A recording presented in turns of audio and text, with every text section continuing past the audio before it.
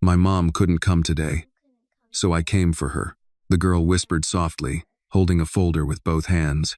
For a moment, Daniel simply stared at her. This, he said calmly, gesturing around the conference room, is a job interview. This isn't really a place children come to. The girl walked forward before he finished speaking. Carefully, she placed the manila folder on his desk. Daniel glanced down. Written neatly across the front were the words, Monica Carter, application for executive assistant. Daniel looked up again. What exactly are you doing here? He asked. The girl folded her hands politely in front of her. My name is Annie Carter, sir. And how old are you, Annie? 6. Daniel nodded once. Well, Annie, I can tell you right away this is a little unusual. She looked at him steadily. My mom was supposed to come, and she didn't. Why not?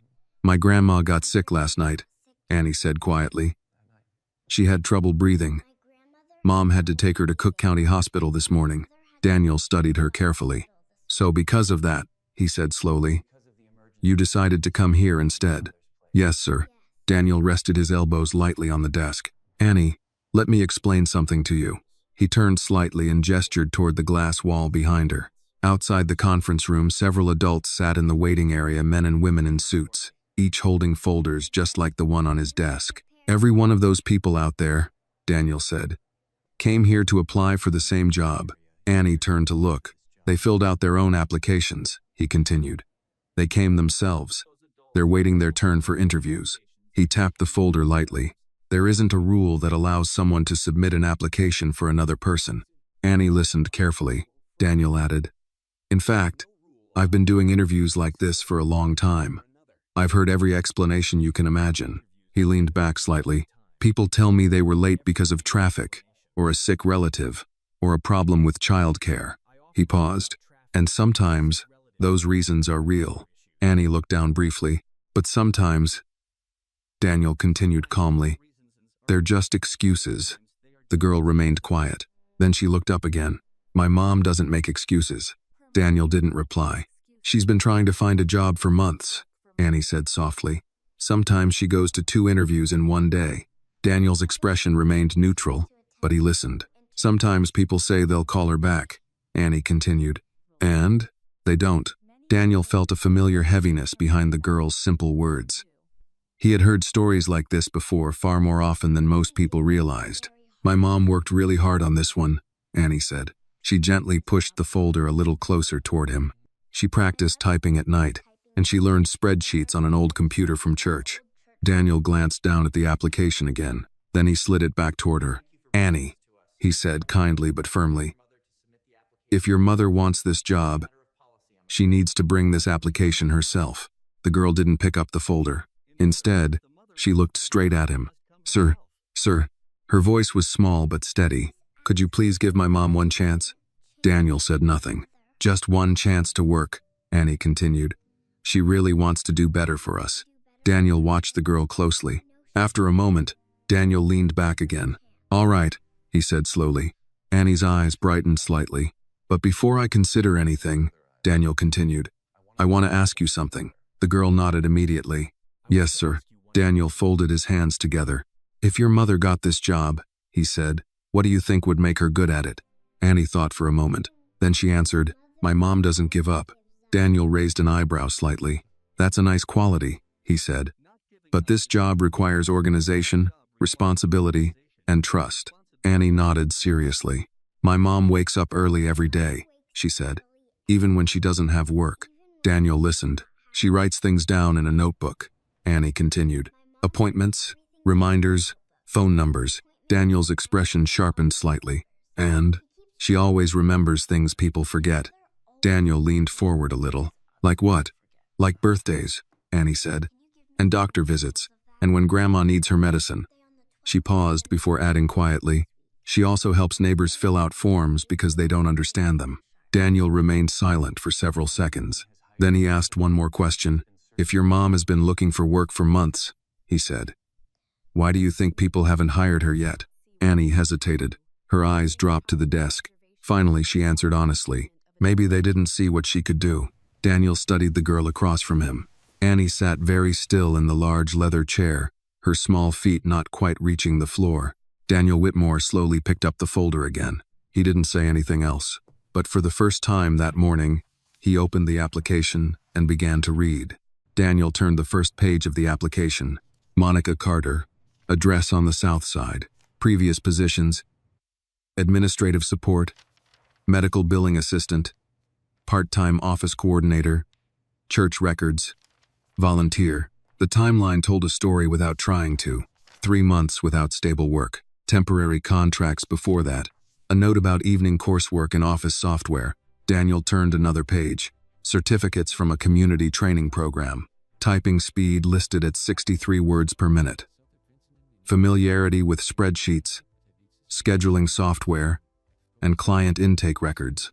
He had seen far worse applications that morning. He glanced up briefly at Annie. The girl was watching him closely but trying very hard not to interrupt. Daniel returned to the papers. Experience managing appointment calendars, organizing files, handling incoming calls, helping patients complete insurance forms at a small clinic. That last line made him pause. He looked up again. Your mother worked at a clinic? Annie nodded immediately. Yes, sir. What kind of clinic? A small one near our church. She helped people fill out paperwork. Daniel tapped the line with his finger. For how long? Almost a year, Annie said. But the clinic closed. Daniel nodded slowly. That explained the gap. He continued reading. There were handwritten notes in the margins of the resume. Little reminders Monica had apparently written to herself while practicing. Remember to smile. Explain scheduling experience. Mention Excel class. Daniel closed the folder for a moment. Your mother practiced interviews, he said. Annie nodded. Yes, sir. She talks to herself sometimes, Annie added earnestly. But not in a strange way. Just practicing. Daniel almost smiled. He tapped the folder lightly on the desk. Annie. Yes, sir. You understand something important. Yes, sir.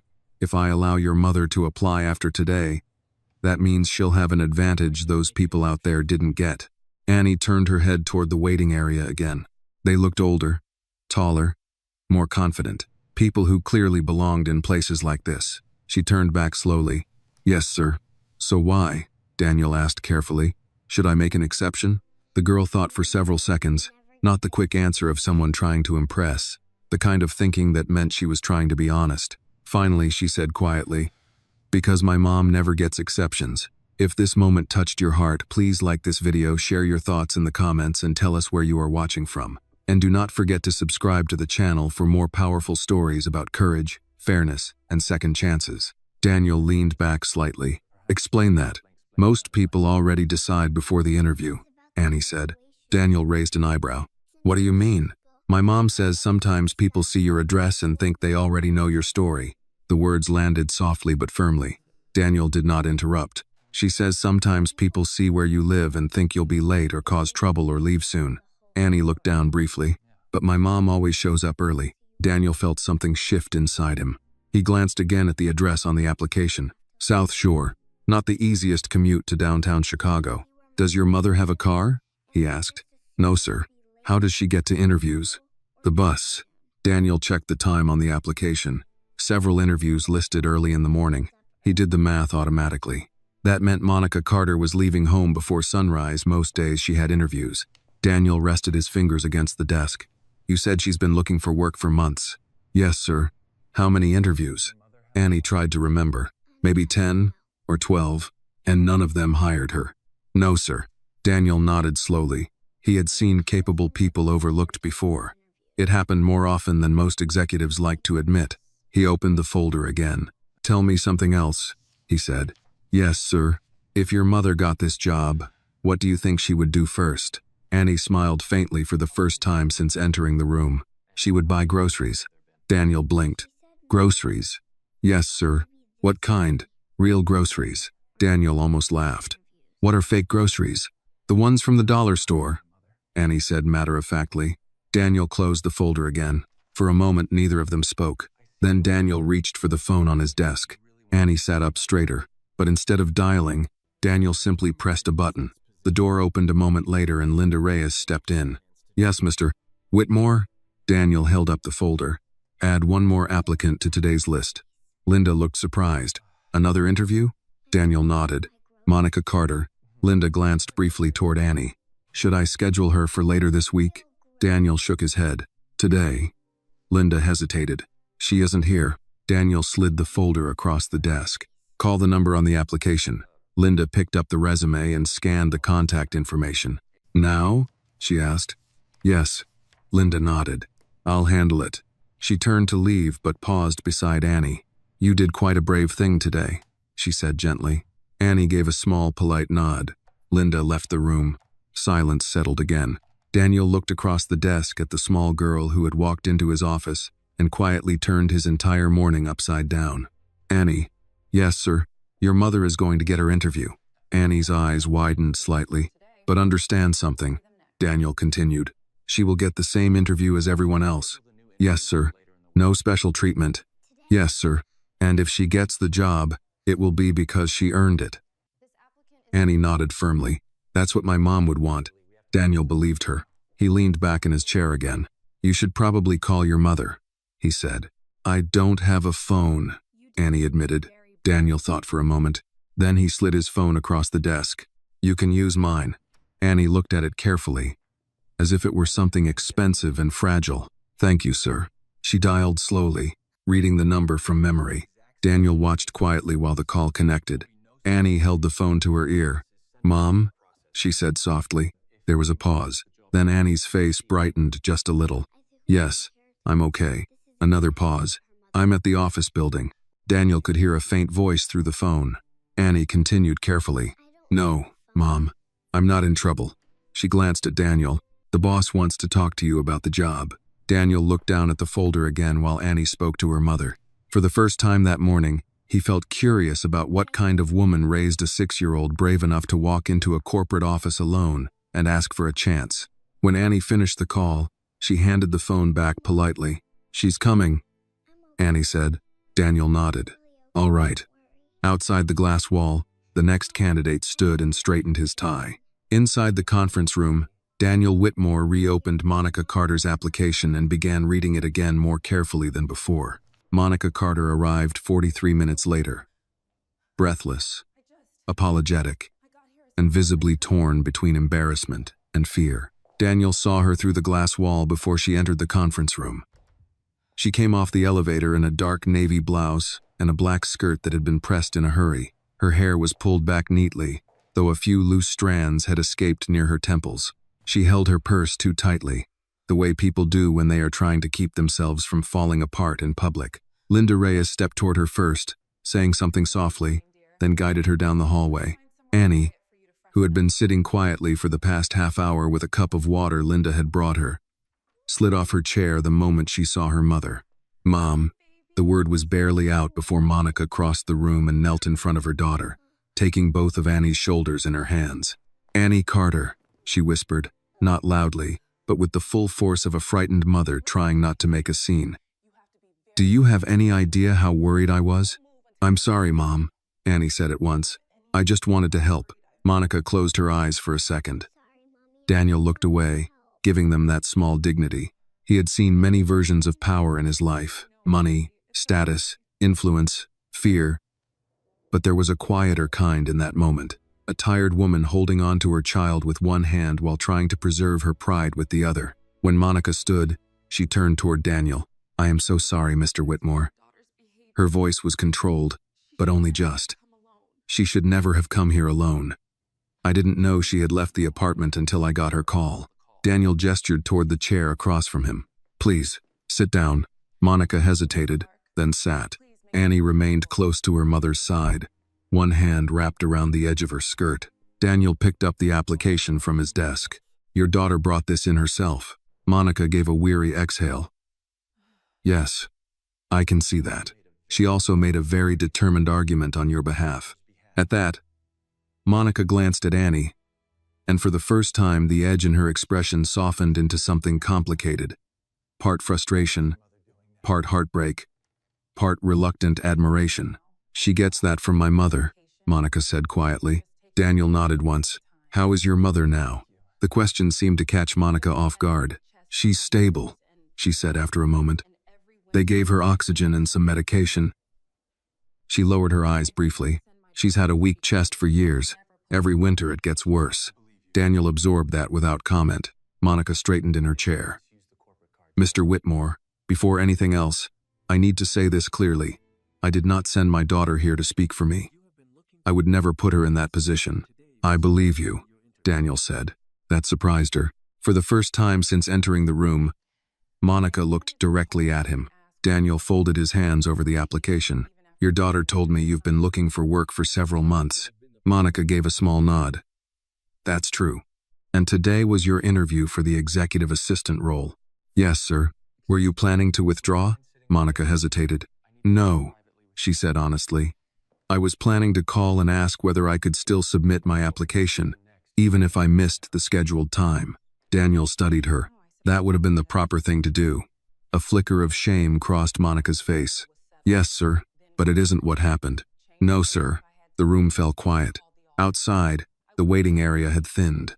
A few applicants were still seated, though the morning rush was nearly over. Below them, the city moved in slow midday rhythm, all buses and delivery trucks and office workers hurrying back from lunch. Daniel glanced once at Annie. You may sit over there, he told her gently, nodding toward a smaller chair near the side wall. Your mother and I need to speak. Annie looked at Monica first. It's all right, Monica said softly. Annie nodded and moved to the chair, folding her hands in her lap again. Daniel returned his attention to Monica. Tell me something, he said. If your daughter had not come here today, what would you have done next? Monica let out a breath through her nose. I would have stayed at the hospital with my mother until she was settled. Then I would have gone home, changed clothes if I had time, and called your office. And after that, she met his gaze. I would have kept looking. The answer came too quickly to be rehearsed. It had the sound of someone who had been forced to say it to herself more than once. Daniel nodded. I reviewed your application. Monica seemed unsure whether that was good news or bad. You have stronger qualifications than some of the people I interviewed this morning. A faint crease formed between her brows. Then why am I sitting here instead of in an actual interview? She asked quietly. Daniel almost smiled at the directness of it. Because, he said, this situation is highly irregular. Monica glanced at Annie and then back to him. Yes, sir, it is. Daniel leaned back in his chair. Your daughter asked me to give you one chance. Monica closed her eyes briefly, almost as if the sentence pained her. I'm sorry for that. Are you? Her eyes opened. Daniel continued in a calm voice. Not sorry that she came alone. Not sorry that she frightened you. Sorry that she had to believe the burden belonged to her. Monica said nothing. For a long moment, Daniel wondered whether he had overstepped. Then Monica lowered her gaze to the edge of his desk and answered in a voice stripped of all pretense. When you spend months trying to stay ahead of bills, medicine, bus fare, and bad luck, she said. Children notice. Annie was still across the room, quietly swinging one foot, far enough not to hear every word. Monica continued. I tried not to let her see too much. I really did. But my mother got worse this week. And this interview. She touched the application lightly with 2 fingers. This one mattered. Why? Because it's not another overnight shift, not another temporary contract, not cleaning offices for people who never learn your name. Her voice remained steady, but there was steel in it now. It's the kind of job where you can stop surviving from week to week. Daniel listened carefully. The honesty in the room had changed shape. It was no longer the brave honesty of a child. It was the weary honesty of an adult who no longer had energy for embellishment. Your daughter said you practice interview answers out loud. That drew the faintest, most embarrassed smile from Monica. I do. Why? Because I'm better when I've heard the words once before. Daniel nodded as if that made perfect sense. It does, he said. Something in Monica's posture eased a little. He turned one page of her application and tapped the section on office coordination. You worked at a clinic. Yes. You handled appointment scheduling and patient forms. Yes, sir. For almost a year, until funding was cut. Daniel lifted his eyes. And before that, a church office, part-time, community records, volunteer schedules, donation logs. He nodded. You're organized. I have to be. Another honest answer. Daniel appreciated those. He closed the folder and rested both hands over it. Here is what I'm prepared to do. Monica straightened. I will not bend the rules so far that I insult every applicant who showed up on time today. A shadow crossed her face, but she said nothing. However, Daniel continued, I am willing to conduct an interview this afternoon after business hours. Monica blinked. He went on before she could answer. It will be formal. It will be thorough. It will count exactly as much as every other interview I conducted today. Monica looked at him for a moment, as if testing whether kindness always came with conditions. And Annie? She asked. Linda, who had discreetly returned to the doorway a few minutes earlier with a folder in hand, stepped inside. If it helps, Linda said gently, I can sit with her during the interview. I have crayons in my desk. Long story. Annie looked up immediately. Really? Linda smiled. Really? Monica's eyes shifted from Linda to Daniel and back again. The gratitude there was immediate, but so was caution. I don't want charity, Mr. Whitmore. Daniel held her gaze. Good, he said. I'm not offering charity. He tapped the application once. I'm offering an interview. For the first time, Monica let herself breathe. Across the room, Annie looked from one adult to the other, sensing the change even if she did not fully understand the language of it. Mom, she whispered. Does that mean? Monica turned in her chair and held out her hand to her daughter. It means, she said, her voice gentler now, that I have a chance. Annie slipped her hand into hers. Daniel looked at the two of them and, against his own expectations, remembered something Margaret Doyle had once told him after a difficult hiring round. Sometimes the best person for the job is the one who has had to work twice as hard just to stand in the room. He rose from his chair. Take your daughter to lunch, he said. Come back at 2:30. Monica stood at once. Thank you, Mr. Whitmore. He gave a small nod. We'll see whether thanks are necessary after the interview. A trace of dignity returned to Monica's face at that. She preferred it this way, measured, earned, unsentimental. As she gathered the application and Annie reached for her hand, Daniel added one final thing. Miss Carter. She turned back. Next time, he said, looking briefly at Annie. Don't let a 6-year-old negotiate your future for you. Something like tired humor flickered in Monica's eyes. With all due respect, sir, she said, I'm not sure anyone could have stopped her. That time, Daniel did smile. When the door closed behind them, Linda remained in the room for a second longer. Well, she said, that was a first. Daniel looked out at the city beyond the glass. Yes, he said quietly. It was. At 2:30 sharp, Monica Carter returned to Whitmore Strategic Consulting with Annie beside her, and determination written all over her face. This time she looked different to Daniel, not less tired, not less worried, but steadier. The panic of the morning had settled into something more useful focus. She wore the same navy blouse and black skirt, but now her posture had changed. She stood a little straighter, her shoulders squared as if she had spent the past hour reminding herself who she was before life taught her to apologize for taking up space. Annie held her mother's hand until they reached the reception desk. Linda Reyes came around from behind her station with a warm smile and crouched slightly so she was at Annie's eye level. Ready for those crayons I promised? Annie looked up at her mother first. Monica smoothed one braid gently behind Annie's shoulder. You stay with Miss Linda, all right? Yes, Mom. And no wandering. I know. Linda extended her hand with mock seriousness. I also have animal crackers, which makes this a very high-end waiting experience. That earned the first real smile Daniel had seen from Annie all day. As Linda led the girl toward her office, Monica turned back toward Daniel. The smile faded, but not entirely. A little warmth remained in her expression, as if Annie's brief happiness had made the afternoon feel possible. Daniel held open the conference room door. Miss Carter. She walked in, clutching a thin notepad and a pen.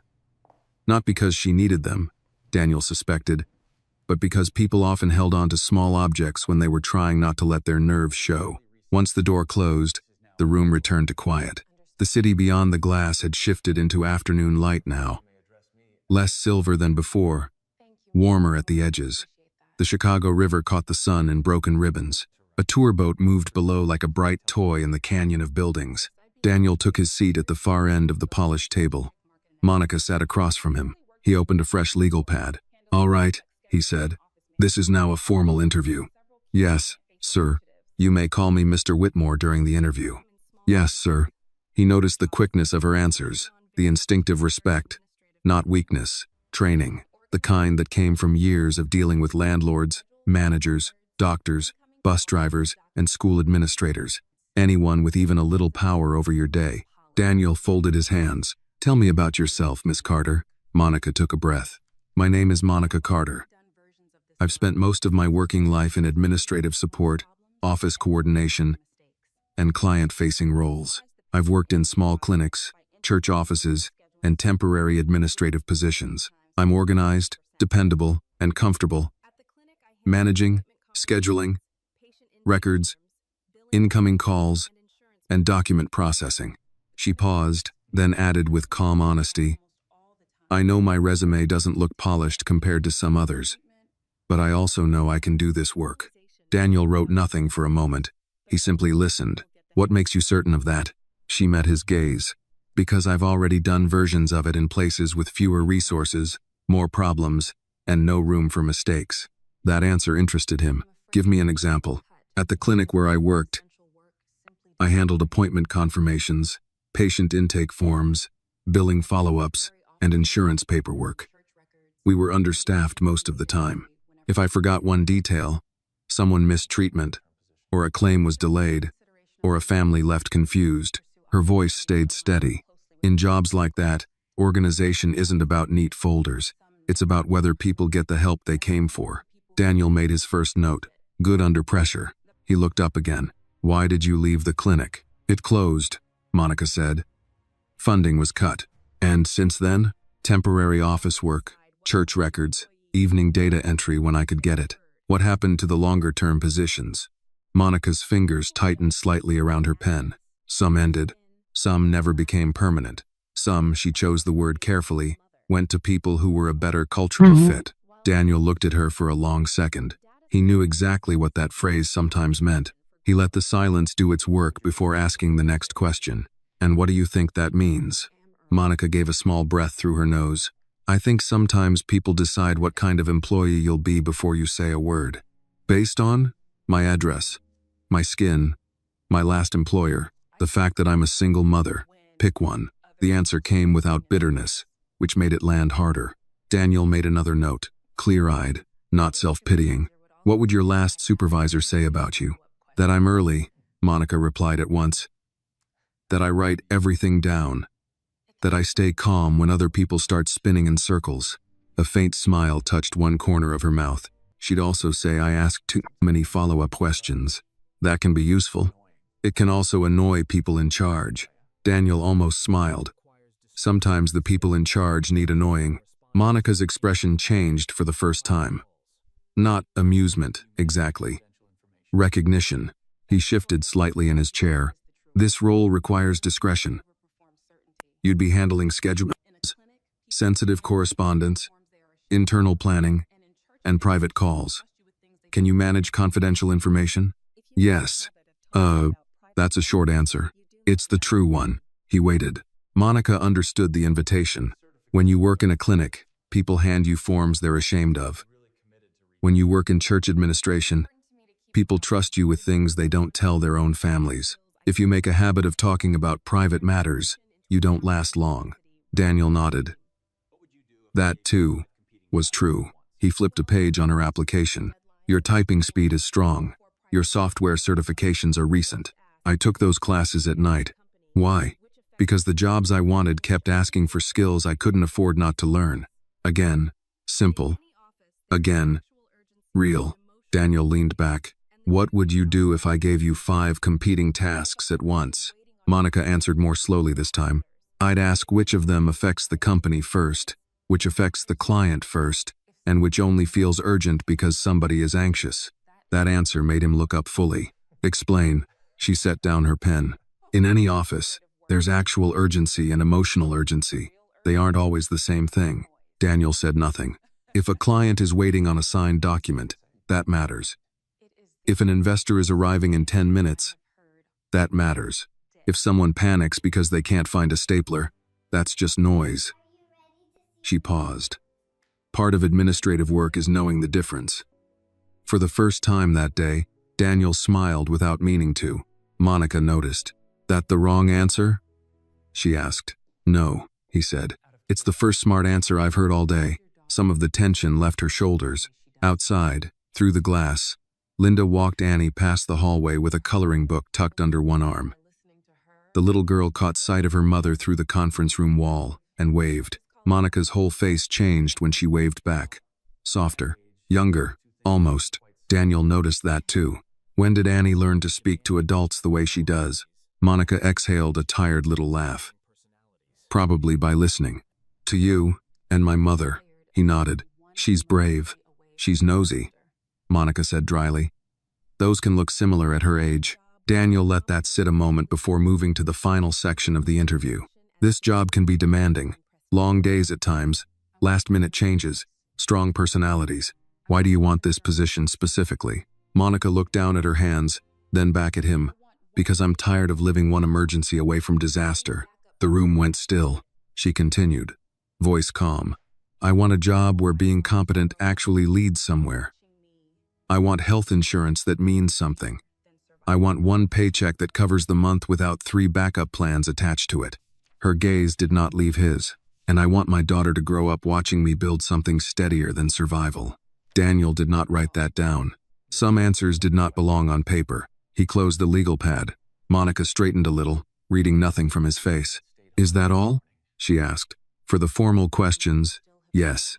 She nodded once, controlled as ever, though he could see the uncertainty gathering at the edges. Then Daniel asked one final question, quieter than the others. If Annie had stayed home this morning, would you still have come back and fought for this? Monica didn't answer immediately. When she finally spoke, her voice had changed. Mr. Whitmore, women like me fight for things every day. Quietly, without witnesses, without applause. We fight because there isn't another option. Daniel held her gaze. And yes, she said, I would have come back. That was the moment he knew. Not because of Annie, not because of sympathy, not because the day had begun with an unusual story, because Monica Carter was exactly the kind of person Margaret Doyle had once described. Someone who could protect a life from falling apart because she had spent years keeping her own from doing exactly that. Daniel stood. Monica rose too, her expression unreadable. Thank you for your time, she said, formal again. Daniel walked to the window, looked once at the city below, then turned back toward her. Ms. Carter, he said. I'd like you to wait in the reception area for a few minutes. Something flickered across her face. Hope. Guarded by experience. All right. He opened the door. Linda looked up from her desk. Annie immediately slid out of the guest chair beside her. Mom? Monica touched her daughter's shoulder. It's okay, baby. We're just waiting. Annie looked from her mother to Daniel, trying to read what adults often believed children could not see. Daniel gave nothing away. Not yet. But as Monica and Annie sat together in the late afternoon quiet of the executive floor, both waiting for the next sentence that might change their lives, Daniel Whitmore returned to his office knowing that by the end of this day, something in all 3 of their futures would no longer look the same. Daniel Whitmore closed the conference room door and walked slowly down the quiet hallway toward his private office. The late afternoon sun stretched long golden reflections across the polished floor. Most of the staff had already left for the day. A few office lights remained on behind glass doors where employees finished reports or answered final emails. But Daniel's mind was no longer on the company. It was on the woman sitting outside with her daughter. Inside his office, he removed his jacket and placed it neatly over the back of the chair. Then he sat at his desk and opened Monica Carter's application again. For the 3rd time that day, most executives would have already made the decision. Hire or decline. Efficiency demanded it. But Daniel had learned something during 20 years of building Whitmore Strategic Consulting. The most important decisions were rarely the fastest ones. He reread her employment history, temporary positions, short contracts, the clinic, the church office, then the 3-month gap. Not laziness, circumstances. Daniel leaned back in his chair and stared out the window. Chicago stretched beneath him in layered lines of steel and glass. A city full of ambition and noise and invisible battles people fought every day just to keep their lives balanced. His phone buzzed quietly on the desk. Linda Reyes. Daniel answered. Yes? They're still waiting, Linda said softly. Her tone carried something unusual. Not impatience. Concern. Daniel glanced toward the door. How's Annie? Coloring, Linda replied. She's drawn a rocket ship, a dog. and something that might be a purple elephant. Daniel allowed himself a brief smile. And Monica? Linda hesitated. She looks like someone waiting for a judge's verdict. Daniel understood that feeling well. Give me 2 minutes, he said. He ended the call. For another moment he remained seated, thinking. Then he pressed the intercom button. Linda. Yes? Please ask Miss Carter to come in. There was a pause. And Annie? Linda asked. Daniel considered. Bring her too. A minute later the door opened. Monica stepped in first, her expression calm but guarded. Annie followed closely beside her, still holding the purple crayon Linda had given her. Daniel stood. Please sit. They did. Annie climbed carefully into the chair beside her mother. Daniel returned to his seat but did not immediately speak. Silence stretched for several seconds. Monica watched him carefully. She had learned the hard way that silence often meant bad news. Finally, Daniel folded his hands on the desk. Miss Carter, he said. I've reviewed your interview and your application. Monica nodded once. And? Daniel glanced briefly toward Annie before answering. I believe you can do this job. The words landed gently, but their impact was immediate. Monica's shoulders dropped just slightly, as if the weight of the past several months had shifted by an inch. But she didn't smile yet. Experience had taught her that approval often came with conditions. Daniel continued. However, he said, this position is demanding. It requires attention to detail, strong communication, and the ability to manage chaos when necessary. Monica nodded. I understand, and I do not make hiring decisions based on sympathy. I wouldn't want you to. That answer came instantly. Daniel appreciated that. He leaned forward slightly. I'm offering you the position of executive assistant to the director of operations. For the first time, Annie gasped quietly. Monica blinked. You're offering me the job? Yes. The room became very still. Monica's hands tightened together in her lap. For several seconds she didn't speak. Then she said the one thing Daniel had not expected. Why? Daniel tilted his head slightly. You gave strong answers in the interview. That can't be the only reason. Daniel considered that. Finally, he answered honestly. Because competence matters more to me than polish. Monica absorbed that. And because, Daniel added, I believe you understand responsibility in ways that cannot be taught in training seminars. For a moment, Monica said nothing. Then she looked down at Annie. The little girl was staring wide-eyed between them. Mom, Annie whispered. Monica's voice trembled just slightly. It means I got the job. Annie jumped out of her chair. Mom. She wrapped both arms around Monica's waist in a tight hug. Monica laughed softly, the sound breaking through months of pressure like sunlight through clouds. Daniel looked away politely, giving them the moment. After a few seconds, Annie stepped back, beaming. You see? She said proudly. Monica raised an eyebrow. See what? I told him you were the best one. Daniel almost laughed. Monica shook her head, embarrassed but amused. I'm sorry about that. Daniel waved the apology away. Actually, he said, your daughter made an excellent argument this morning. Annie grinned. Monica sighed softly. I'll be having a long conversation with her about walking into office buildings alone. That would be wise, Daniel said. But, he added after a moment, her courage is something you should keep. Annie looked pleased with that. Daniel reached for a folder on his desk and slid it across the table. This contains your employment agreement, salary information, and benefit details. Monica opened it slowly. Her eyes widened. Daniel noticed. Yes, he said calmly. The salary is correct. Monica looked up. This is more than I expected. It's the standard rate for the position. She closed the folder carefully. I won't disappoint you. Daniel believed her. Your start date would be Monday, he said. Monica nodded. That gives me time to arrange care for my mother. How is she? Better, Monica replied. But she'll need help for a while. Daniel made a small note. We offer flexible scheduling for the first month if needed. Monica looked surprised again. Thank you. Annie tugged gently on her mother's sleeve. Mom. Yes? Does this mean we can buy real groceries now? Daniel laughed before he could stop himself. Monica covered her face briefly with one hand. Yes, she said, smiling. Real groceries. Annie seemed satisfied with that. Daniel stood. Monica rose as well. Welcome to Whitmore Strategic Consulting, Miss Carter. She shook his hand firmly. Thank you, Mr. Whitmore. As Monica and Annie walked toward the door, Annie suddenly turned back. Mr. Whitmore? Yes? You asked me a question this morning. I remember. Annie thought carefully. You said if my mom got the job, what would she do first? Daniel nodded. Yes. Annie smiled proudly. She's still going to buy groceries. Daniel laughed again. That sounds like a very good first plan. When the door closed behind them, the office felt different, quieter, but somehow fuller. Daniel walked back to the window and looked down at the moving city. In business school, they taught about strategy, markets, leverage, and risk. But no textbook ever mentioned the quiet power of a 6-year-old girl walking into a corporate office with a folder in her hands, and how sometimes that was exactly the moment a life changed direction. Monday morning arrived with a cool wind moving through the streets of downtown Chicago. The city was just beginning its weekly rhythm again, coffee shops filling with commuters, buses sighing to a stop at crowded corners, and office towers slowly lighting up floor by floor. For Monica Carter, the morning carried a weight she hadn't felt in months. Hope.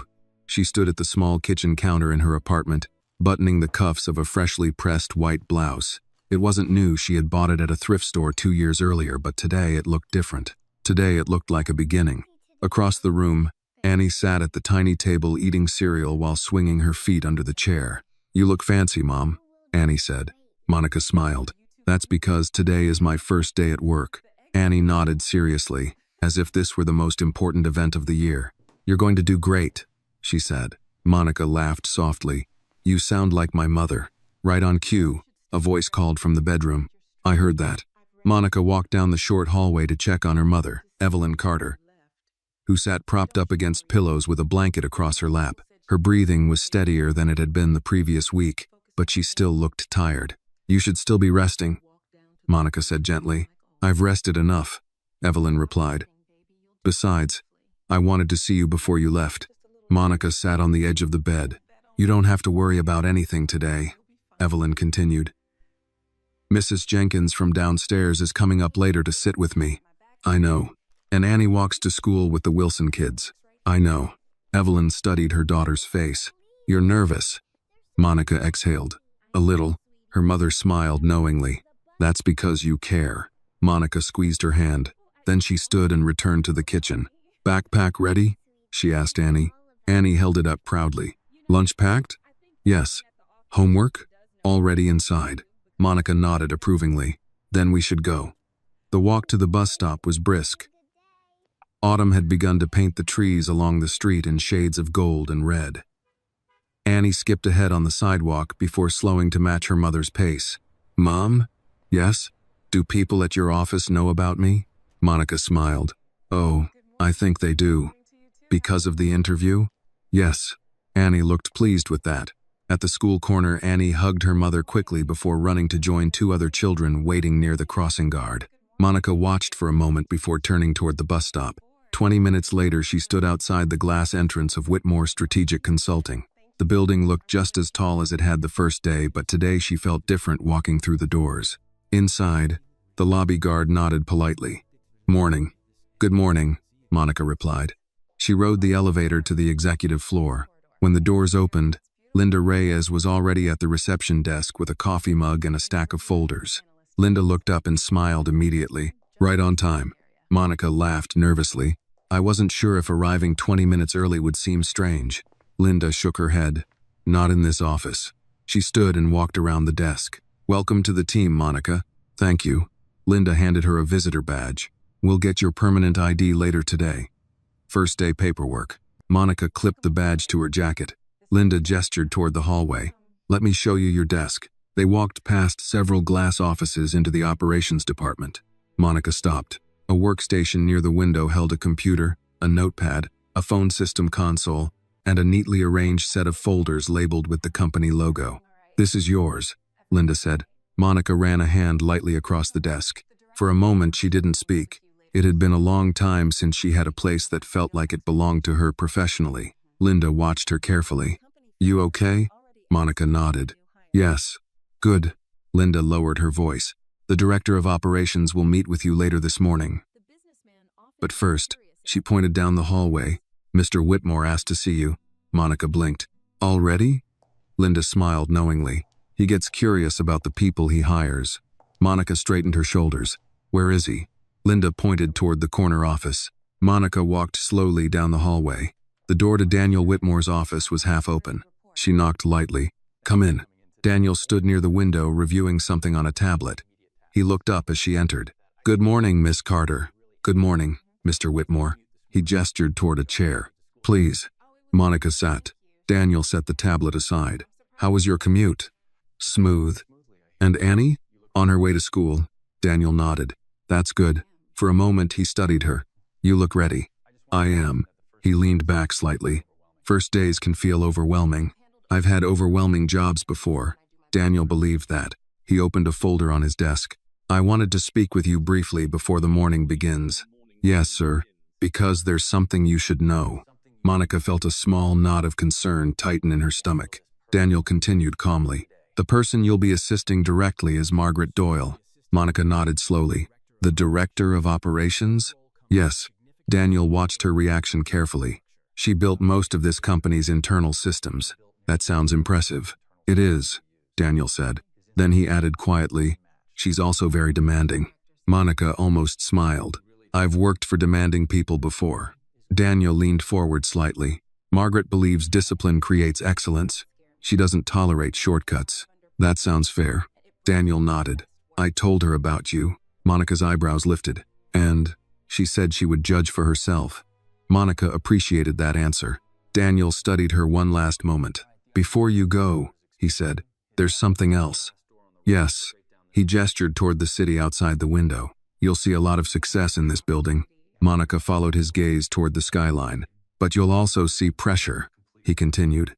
"Long hours, high expectations. I'm ready for that." Daniel nodded once. "I thought you might be." He stood. "Margaret's office is at the end of the hall." Monica rose too. "Thank you for the opportunity, Mr. Whitmore." Daniel gave a small nod. "You earned the opportunity." Monica left the office and walked down the hallway. At the final door, she paused and knocked. A voice answered immediately.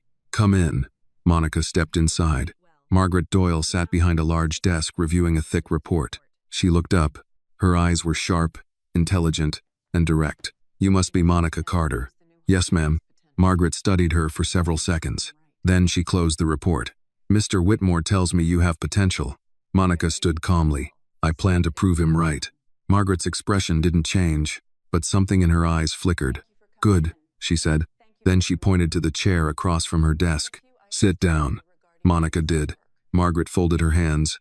"Let's see what you can actually do." Outside the office windows, the morning sun climbed higher over Chicago, and in a small corner office of Whitmore Strategic Consulting, Monica Carter's real test was just beginning. Margaret Doyle did not waste time on pleasantries. She opened a thick binder on her desk and slid a printed sheet toward Monica. "Let's start with something simple," she said. Monica glanced down. The page contained a messy schedule of meetings, client calls, travel bookings, and overlapping appointments for the week. Several times were circled. Notes were scribbled in the margins. A few lines were crossed out entirely. It looked like chaos. Margaret folded her arms. "This," she said calmly, "is what my calendar looked like last Thursday before my previous assistant resigned." Monica looked up briefly. "She resigned?" Margaret nodded once. After 3 months, Monica returned her attention to the page. "What would you like me to do with it?" she asked. Margaret's expression remained neutral. "Fix it." Monica nodded slowly. "All right." She picked up the pen beside the paper and began studying the entries. For the next 2 minutes, she said nothing. Margaret watched her carefully. Many applicants panicked during this exercise. They tried to impress her with quick answers, complicated explanations, or confident guesses. Monica did none of that. Instead, she examined the page methodically. Her finger traced the timeline. 9 a.m. meeting with logistics team. 9:30 investor call. 10 a.m. conference presentation. 11 a.m. client visit across town. Monica circled 2 entries. "These 2 meetings can't happen as written," she said. Margaret leaned back slightly. "Why not?" "The investor call is scheduled to last 40 minutes. "Yes, and the conference presentation starts 30 minutes after it begins." Margaret nodded once. "Continue." Monica crossed out the investor call time and rewrote it. "That call moves to 8:15, she said. Margaret raised an eyebrow. "Why that early?" "Because investors prefer earlier hours." and because it prevents the schedule from collapsing before the morning even begins. Margaret did not comment. Monica continued reviewing the page. She moved the client visit to early afternoon. She rearranged 2 staff meetings into a single block. She added travel time where none had been considered. Finally, she set down the pen. Margaret looked at the page. You shortened 1 meeting. Yes. Why? Because 2 hours discussing operational updates is inefficient, Monica said calmly. If the meeting requires that long, it should be split into 2 separate agendas. Margaret studied her. You've been here less than an hour, she said, and you're already redesigning my management structure. Monica met her gaze. I'm reorganizing time. That's what assistants do. For a moment, Margaret said nothing. Then she leaned forward and examined the revised schedule again. Her finger tapped the paper once. You added 15 minutes between these 2 meetings.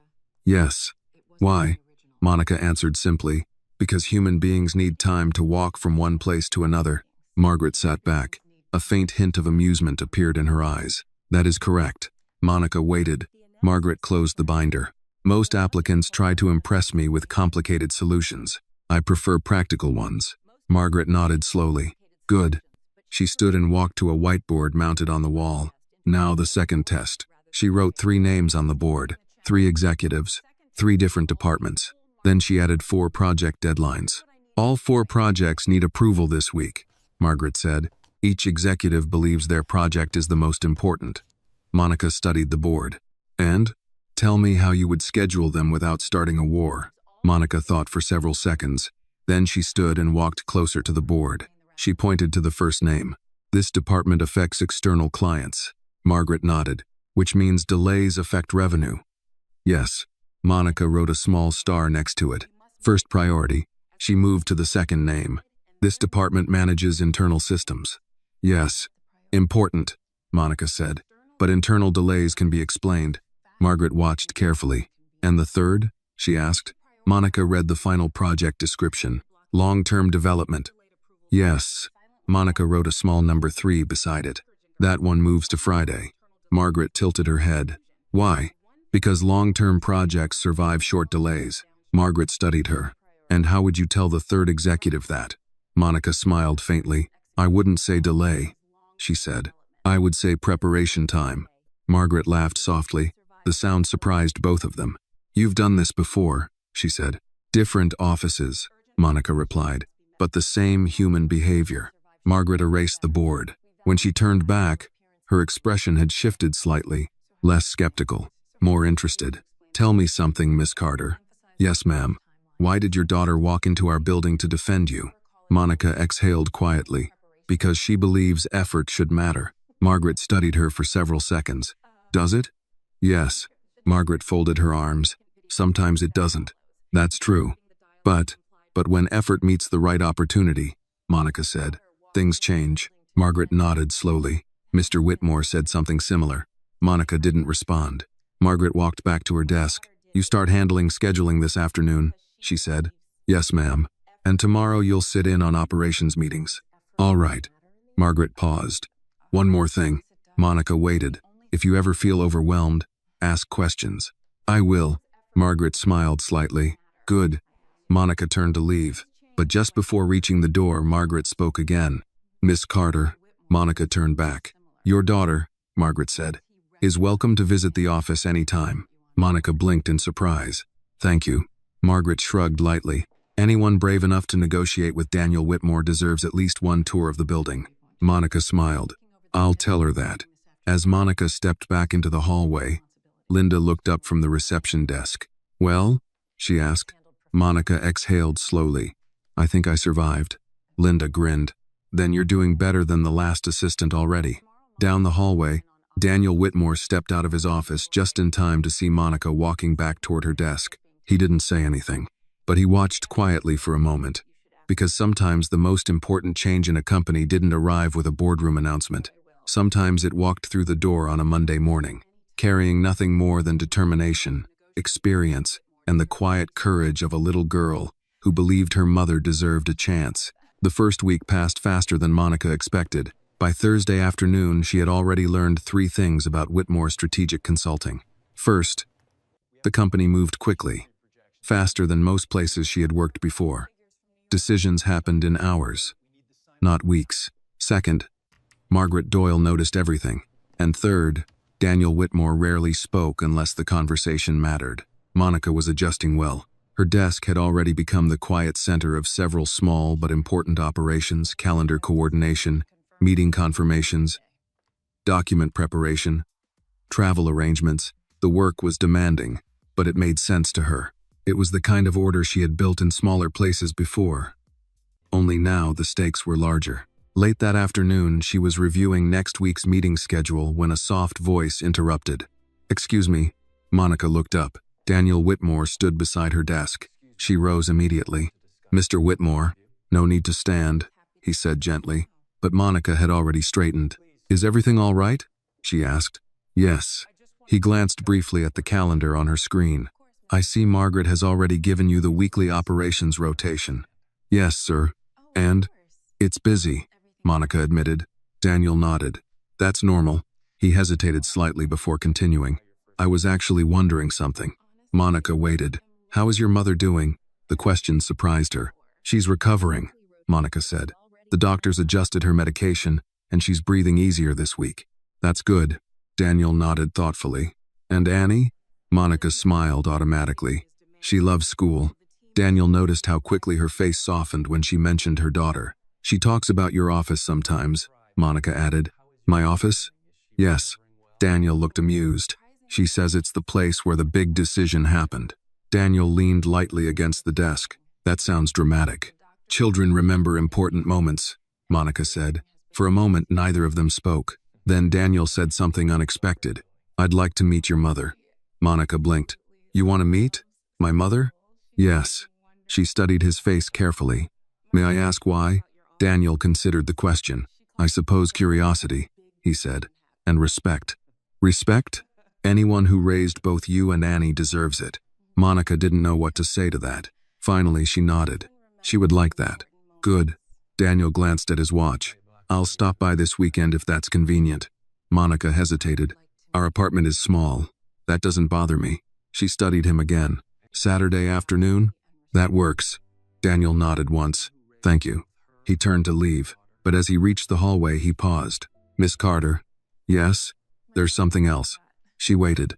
Daniel spoke slowly. "What is your mother's name?" "Evelyn Carter." The moment the name left her lips, something changed. Daniel stopped moving. His expression didn't exactly shift, but something in his eyes did. A distant recognition. He turned back slowly.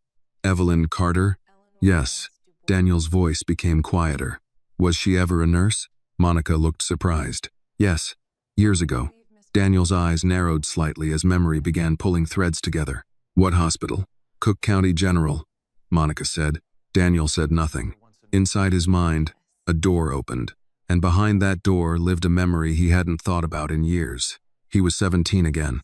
Rain hitting the hospital windows, the smell of disinfectant in the emergency ward, a frightened teenager sitting beside his father's hospital bed after a serious accident, doctors rushing through the hallway, machines beeping, and one calm voice telling him everything would be okay.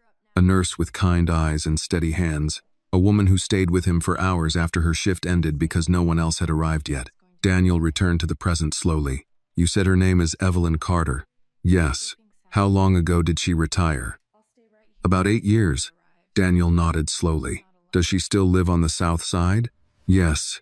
Daniel looked out the window for a moment, then back at Monica. "I think," he said carefully, "your mother may have helped my family once." Monica frowned slightly. "Helped?" Daniel gave a small, thoughtful nod. "A long time ago." For the first time since she started working there, Monica saw something unexpected in Daniel Whitmore's expression. Not authority, not calculation, gratitude. "I look forward to meeting her," he said quietly. Monica nodded slowly. "So do I." But as Daniel returned to his office, one thought continued echoing in his mind. Life had a strange way of connecting people, and sometimes, the person who once saved your family's worst night turned out to be the grandmother of the little girl who walked into your office with a job application. Saturday afternoon arrived with clear skies and the kind of mild autumn sunlight that made Chicago feel almost peaceful. Daniel Whitmore rarely drove himself anywhere on weekends. Usually a driver handled the city traffic while he reviewed reports or answered messages, but today he had chosen to drive. The address Monica had given him led south, past the polished glass towers of downtown, past the neighborhoods where restaurants and boutique stores lined the streets, and farther into quieter blocks where apartment buildings stood closer together, and the sidewalks carried the everyday rhythm of families, grocery bags, and children playing basketball in narrow alleys. Daniel parked along the curb in front of a modest brick building. It was older but clean. Someone had planted flowers in small boxes beneath the front windows. The paint on the doorframe had been carefully maintained, even if the wood beneath showed its age. He sat in the car for a moment before stepping out. Some visits required preparation. This was one of them. Inside the building, the hallway smelled faintly of laundry soap and cooking spices. A radio played somewhere behind a closed door. Daniel caught theirs and knocked on apartment 3B. The door opened almost immediately. Annie stood there. Her face lit up. "Mr. Whitmore." Daniel smiled. "Hello, Annie. You came." "I said I would." She stepped aside excitedly. "Mom, he's here." Monica appeared from the small living room, wiping her hands on a dish towel. "Mr. Whitmore," she said with a polite nod. "Please come in." Daniel stepped inside. The apartment was small but carefully kept. A narrow couch faced a coffee table covered with school papers and colored pencils. A bookshelf in the corner held several worn novels, children's books, and a few medical textbooks that looked decades old. The kitchen was visible just beyond the living room, where something warm and savory was cooking on the stove. Monica noticed Daniel glance toward it. "Chicken and rice," she said with a faint smile. "My mother insisted on cooking." Daniel nodded politely. "I appreciate the invitation." Annie tugged lightly on his sleeve. "Grandma's in the chair." She led him toward the far side of the room. Evelyn Carter sat near the window in a comfortable armchair with a blanket over her knees. Her gray hair was pulled back neatly, and though her body looked thinner than it once must have been, her eyes were sharp and alert. Daniel stopped. For a moment, neither of them spoke. Evelyn studied him carefully. Then her eyebrows lifted slightly. "Well now," she said slowly. "That face looks familiar." Daniel smiled faintly. "I was hoping you might say that."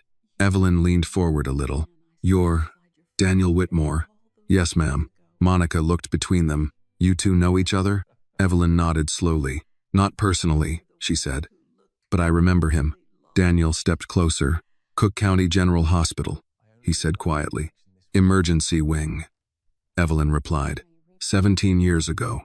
She smiled softly. "You were the scared young man sitting beside his father's bed." Monica blinked in surprise. "You remember that?" Evelyn chuckled gently. "When you work emergency nursing long enough, you remember the ones who look completely lost." Daniel laughed quietly. "That sounds accurate." Monica looked at him. "You never told me about that." "I hadn't realized the connection until this week," Daniel said. Evelyn motioned toward the chair beside her. "Sit down, Mr. Whitmore. Standing makes this feel too formal." Daniel sat. Annie climbed onto the couch nearby, listening closely even though she didn't fully understand the story yet. Evelyn folded her hands over the blanket. "Your father was in a car accident," she said. Daniel nodded. "Yes, you stayed there all night." "I remember. You kept asking if he was going to die." Daniel smiled faintly. "I was 17.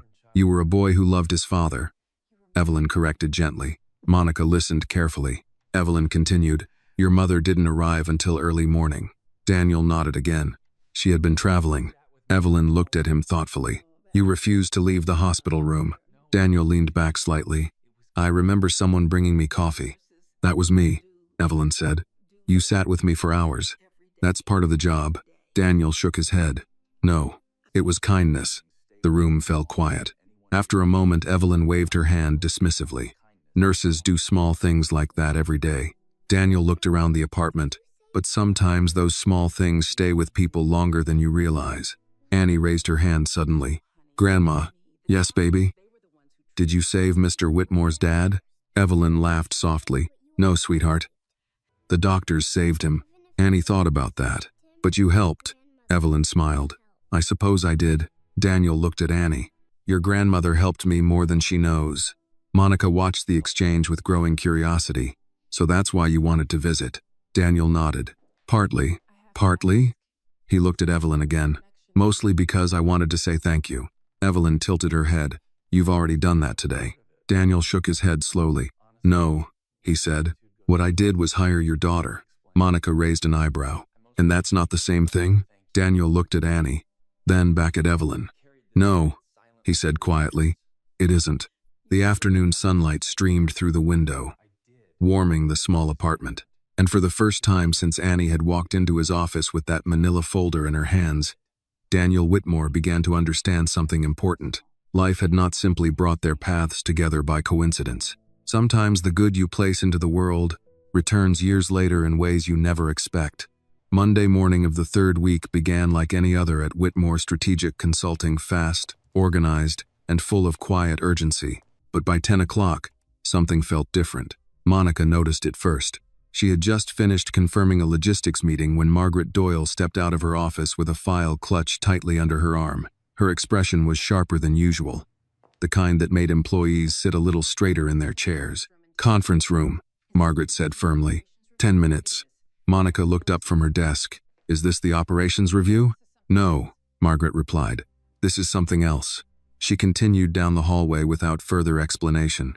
Within minutes, the department began moving, directors gathering tablets, assistants carrying folders, and quiet conversations filling the corridor. Monica opened the digital calendar and quickly added the emergency meeting. Whitmore, Executive Operations Review, 10:15 a.m., Conference Room A. Daniel Whitmore arrived exactly at 10:15. He walked into the room with the calm composure people associated with leadership. But Monica could tell immediately something serious had happened. His expression was thoughtful, not angry, but focused in the way people became when a problem had no easy solution. The executives took their seats. Margaret stood near the screen at the front of the room. Thank you for coming on short notice, she said. Daniel nodded for her to continue. Margaret tapped the screen. A chart appeared. Revenue projections, client retention, operational expenses. Then a second chart replaced it. Red numbers, lower projections, a noticeable dip in one of the company's largest contract divisions. The room grew quiet. Margaret spoke plainly. Our primary logistics partner has terminated their contract early. A murmur moved around the table. Daniel leaned forward slightly. When? Effective in 30 days.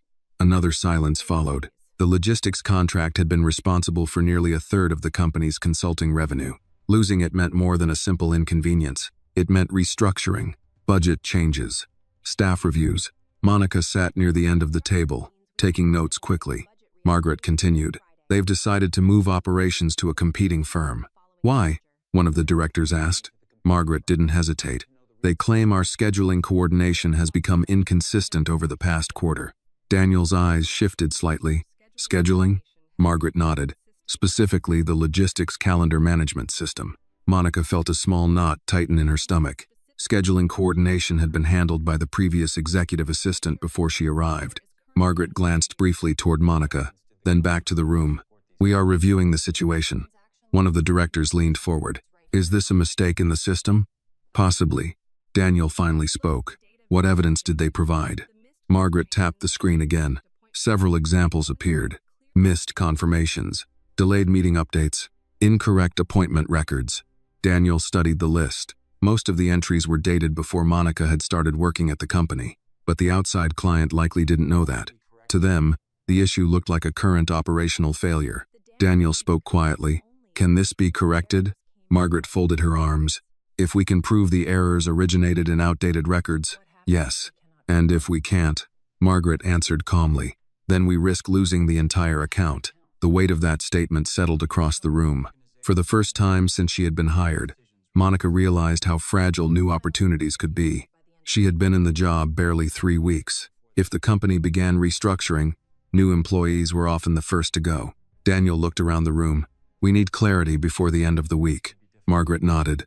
I agree. The meeting ended shortly afterward. Executives returned to their offices, conversations quiet and serious. Monica walked back to her desk slowly. She reviewed the error list again. Every scheduling mistake dated back to the previous assistant, but proving that might take time, and companies rarely waited patiently when money was involved. Margaret stepped out of her office again. Monica. Yes, ma'am. Come here. Monica entered. Margaret closed the door behind them. You saw the report? Yes. Margaret studied her carefully. You are not responsible for those errors. I understand, but the clients don't know that. Monica nodded. Margaret leaned slightly against her desk. This situation may require reviewing every scheduling record from the past 6 months. Monica's mind began calculating the workload immediately. That's hundreds of entries. Yes. Margaret's voice remained calm. But if we find the exact source of the errors, we can prove the system wasn't failing. Monica looked at the list again. Then something clicked in her memory. Wait. Margaret raised an eyebrow. What is it? Monica stepped closer to the desk. These entries, they're all related to the same client branch. Margaret looked again. You're right. Monica continued thinking. The previous assistant stored calendar backups on the shared server. Margaret nodded. If those backups exist, we can compare timestamps and prove when the scheduling errors occurred. Monica finished. Margaret smiled slightly. Now you're thinking like operations. Monica hesitated. I can start reviewing the records today. Margaret shook her head. You'll need help. She opened the door and called down the hallway. Mr. Whitmore. Daniel stepped out of his office. Yes. Margaret gestured toward Monica. I believe your new assistant may have just found the beginning of our solution. Daniel raised an eyebrow. Oh, Monica explained quickly. The backup files, the timestamps, the pattern linking every error to one client department. Daniel listened carefully. When she finished, he nodded once. That's promising. Monica looked slightly uncertain. It's only a theory. Most solutions start that way. Daniel said. He paused before adding something unexpected. Start reviewing the records. Yes, sir. And Monica? Yes. If you can prove the errors were inherited from the previous system. He gave a small approving nod. You won't just save that contract. Monica waited. You'll prove exactly why I hired you. Outside the office windows, the afternoon sun continued climbing across the Chicago skyline. Inside Whitmore Strategic Consulting, the company faced one of its first serious challenges in months. And unexpectedly, the woman who had only just begun her career there might be the one who saved it. That night, long after most of Whitmore Strategic Consulting had gone dark, Monica Carter was still sitting at her desk. The lights in the operations wing were dimmed, leaving only a few overhead fixtures glowing softly above the workstations. Outside the windows, Chicago shimmered with nighttime energy traffic lights blinking along the streets, taxis sliding through intersections, and the river reflecting the city's neon skyline. But Monica barely noticed any of it. Her attention remained fixed on the computer screen. 6 months of scheduling records filled the monitor. Calendar backups, meeting logs, timestamp data. Margaret Doyle had been right. It was hundreds of entries. Monica leaned forward, rubbing the bridge of her nose before scrolling through another page of records. Okay, she murmured quietly to herself. Let's see where you went wrong. Across the office floor, Daniel Whitmore stepped out of his office and noticed the glow of her desk lamp. He checked his watch. Dokuz, Kirk PM. He walked toward her workstation. You're still here. Monica looked up quickly. Mr. Whitmore, you should have gone home hours ago. I will, she said, but I think I'm close. Daniel studied the screen. Rows of meeting entries filled the page. Have you found anything? Patterns, Monica replied. She clicked open another document. These errors all happened in the same department, logistics planning. Daniel nodded. That's the client who ended the contract. Yes. Monica highlighted several entries. But look at the timestamps.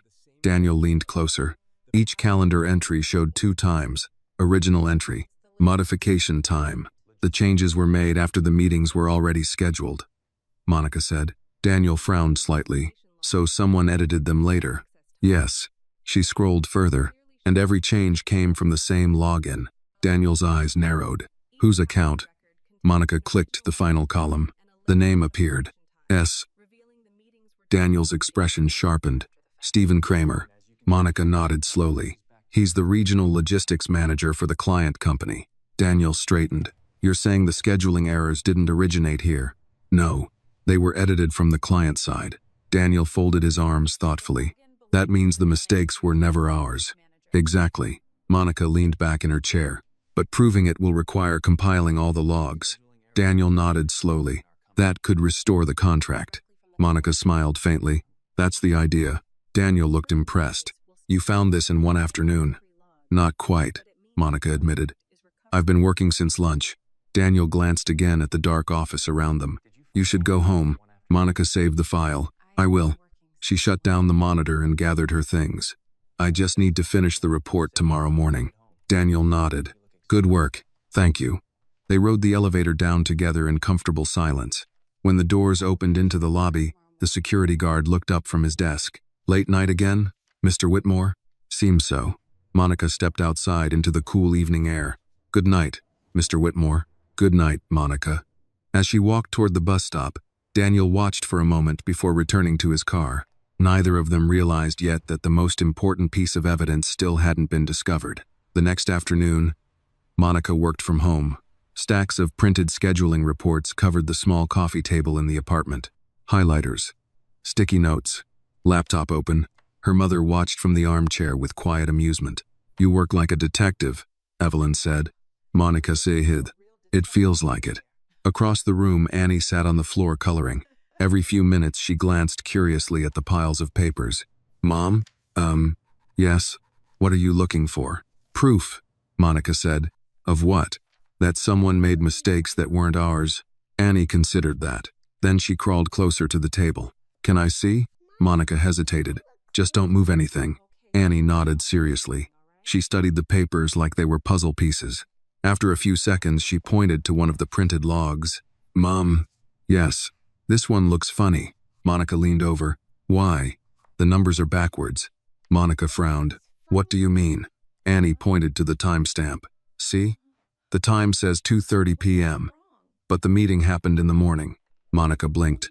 She grabbed the page. The timestamp format had switched from standard time to international format, which meant the editing system had recorded the changes through a different server, a client-side server, exactly the proof they needed.